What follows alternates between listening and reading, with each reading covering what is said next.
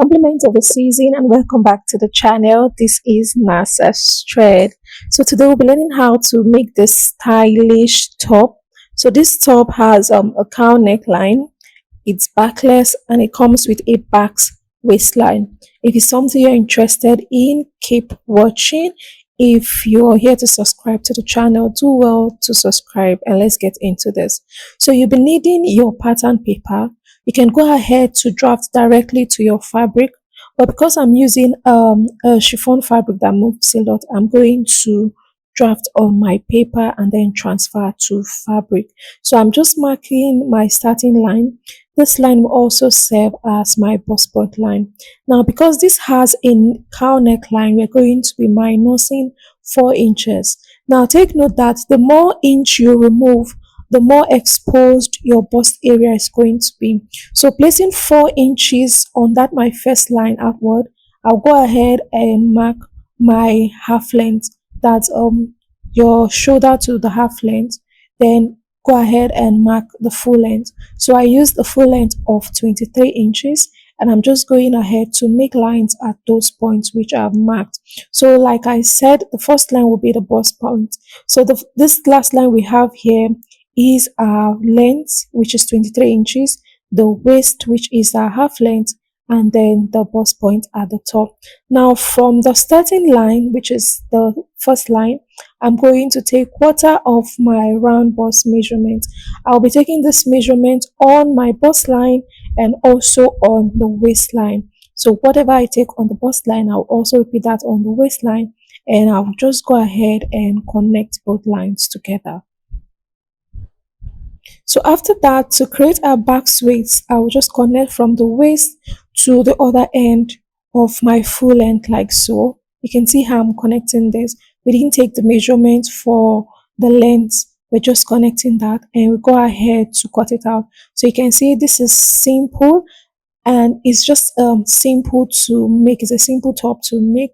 You can just create this under 10 minutes. Okay, so this is what I have, and I also ensure to mark the center front of my paper.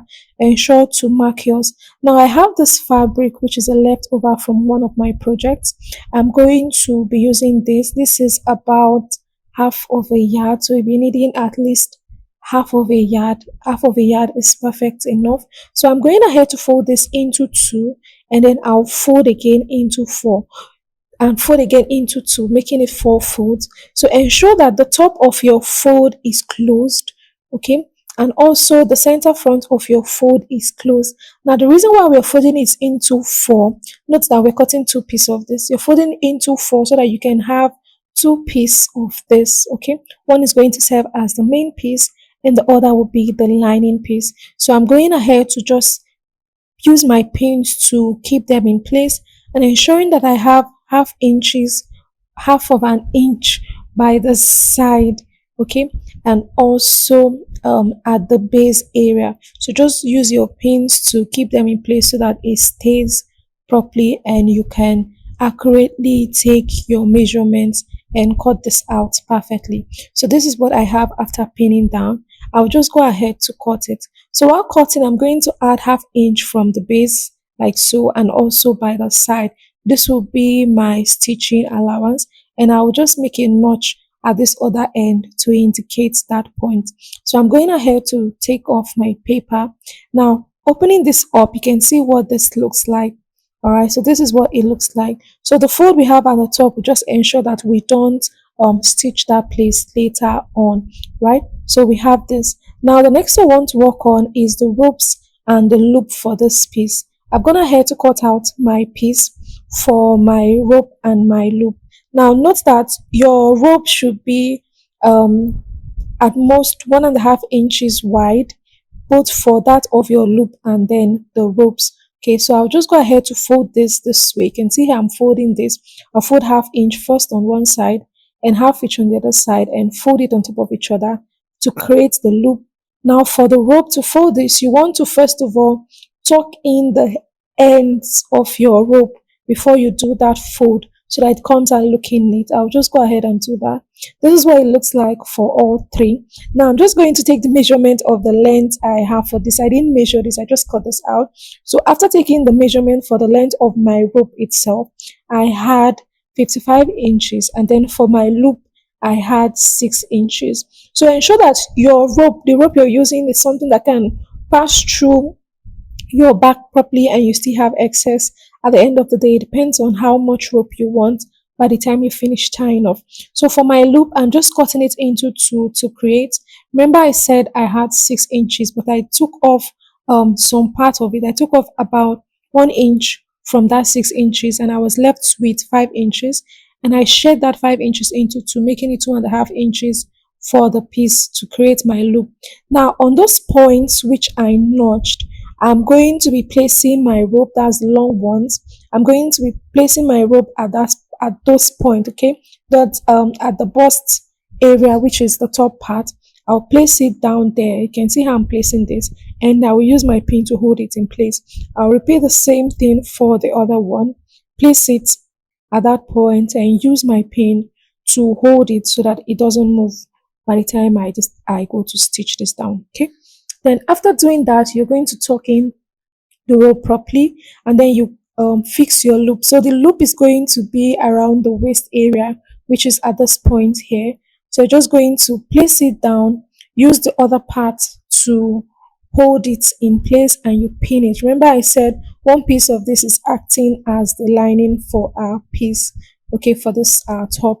So you just go ahead and then you pin it down. So ensure you place them properly, ensure it is wide enough for your rope to pass through, and then you repeat the same thing for the other side.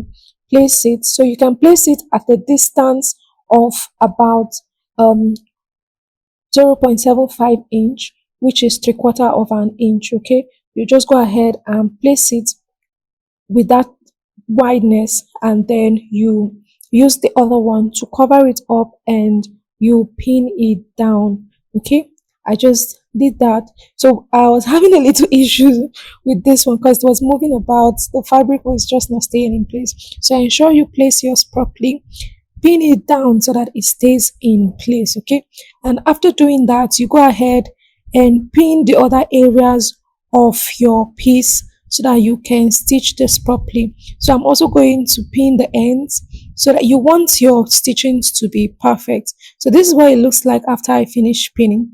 Now go ahead and stitch it by half of an inch this way, stitch from one end to the other end. Now because we're going to be turning this over to the right side, you're going to be leaving a space of about 1.5 inches where you can turn this over. So you'll just stitch and then leave a space of 1.5 inches to turn this over and then continue stitching. So this is what I have after I finish stitching mine.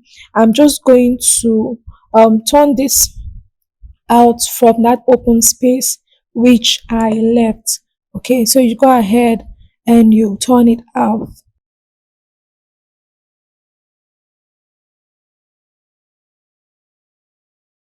To ensure that while you're turning this out, you're going to turn out every point on this. Ensure that every part is turned out properly. So this is what it looks like for me. Now what I'll do is to go over to the ironing table and give this a really good press so that it is relaxed. So after ensuring that you finished ironing this properly, ensure you give this a good press so that it relaxes. That open ends you have there, you can use your hemming gum if you don't want your threads to be showing outside to just close up that part, or you can just stitch it down with a matching thread. So this is what it looks like after I finished doing that.